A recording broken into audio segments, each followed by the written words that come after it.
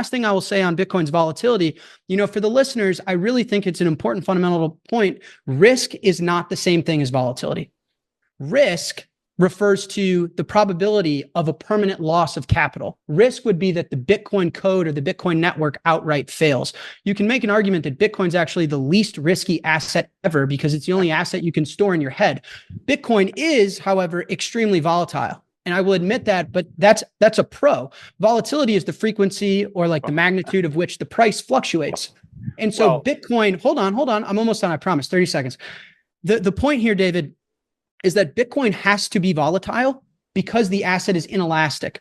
Because the asset cannot, with more demand in Bitcoin, you cannot make more supply. More demand has to fundamentally be a higher price. Whereas for all other commodities and all other assets, with more supply, you can make more demand, which makes them less volatile, but also makes them, I just went over the returns in the data, which also makes the returns not nearly what we're seeing in Bitcoin. So Bitcoin volatility is baked into the system because it's a fixed asset. So as it becomes adopted as a money globally, volatility is implied, but volatility is also the only reason that Bitcoin's averaging 100% year over year growth over the last decade and gold's at 2%. So